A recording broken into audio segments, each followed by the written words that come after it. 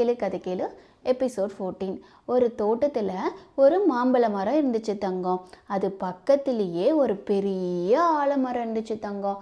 அந்த மாம்பழ மரம் ரொம்ப சின்னதாக இருந்துச்சு தங்கம்.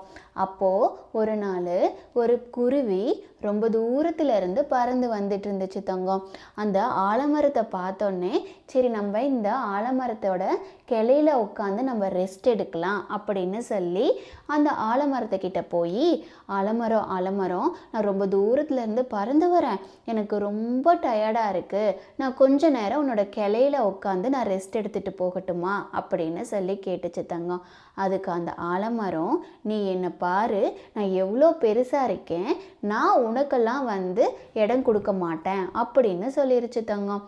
அதை கேட்டுட்டு இருந்த சின்ன மாம்பழ மரம், குருவி நீ இங்கே வா, என்னோட கிளையில உட்காந்துக்கோ அப்படின்னு சொல்லிச்சு தங்கம். அதை கேட்ட குருவிக்கு ரொம்ப ஹாப்பி.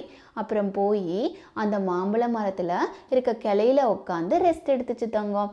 ரெஸ்ட் எடுத்துட்டு அப்புறம் அந்த மாம்பழ மரத்துக்கிட்ட, ரொம்ப நன்றி மாம்பழ மரம், நான் ரொம்ப தூரத்துலேருந்து டயர்டாக வந்தேன், எனக்கு நீ பெரிய ஹெல்ப் பண்ணியிருக்க அப்படின்னு சொல்லிச்சு தங்கம். அப்புறம் குருவி, நான் போயிட்டு என்னோடய ஃப்ரெண்ட்ஸ் எல்லாத்தையும் நாளைக்கு நான் கூட்டிகிட்டு வரேன் அப்படின்னு சொல்லிச்சு தங்கம். அதுக்கு மாம்பழ மரம், நீ கண்டிப்பாக உன்னோட ஃப்ரெண்ட்ஸ் எல்லாத்தையும் கூட்டிகிட்டு வா அப்படின்னு சொல்லிச்சு தங்கம்.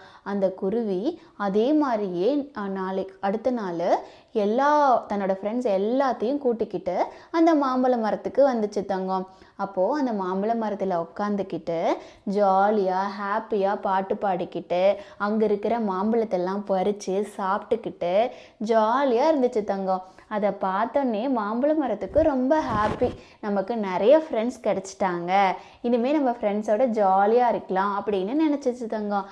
அப்புறம் அந்த மாம்பழத்தெல்லாம் சாப்பிட்டு அந்த குருவி கொட்டையெல்லாம் கீழே போட்டதுனால அது மாம்பழத்தை மரத்தை சுற்றி நிறைய மாம்பழ மரம் முளைச்சிருச்சு தங்கம். அப்புறம் அந்த மாம்பழ மரத்துக்கு நிறைய ஃப்ரெண்ட்ஸ் கிடச்சிட்டாங்க தங்கம். அதை பார்த்துட்டு இருந்த ஆலமரம் அப்போ தான் ஃபீல் பண்ணிச்சு, நம்ம எல்லார்கிட்டேயும் அன்பாக இருந்திருந்தா இந்நேரம் நமக்கு நிறைய ஃப்ரெண்ட்ஸ் கிடச்சிருப்பாங்க. பாரு, மாம்பழ மரத்துக்கு நிறைய ஃப்ரெண்ட்ஸ் கிடச்சிட்டாங்க, மாம்பழ மரம் குருவி எல்லாரும் ஜாலியாக இருக்காங்க அப்படின்னு நினச்சிது தங்கம். ஆமாம் தானே தங்கம், எல்லாருக்கூடையும் அன்பாக தானே இருக்கணும் அப்படிங்கிற ஒரு நல்ல விஷயத்த ஸ்டோரி மூலிமா சொல்லிக் கொடுங்க. இந்த மாதிரியான ஸ்டோரிஸ் உங்கள் குழந்தைங்களுக்கு சொல்லணும் அப்படின்னா என் பேஜை ஃபாலோ பண்ணிக்கோங்க. இந்த ஸ்டோரி உங்களுக்கு பிடிச்சிருந்ததுன்னா லைக் பண்ணிக்கோங்க. தேங்க்யூ.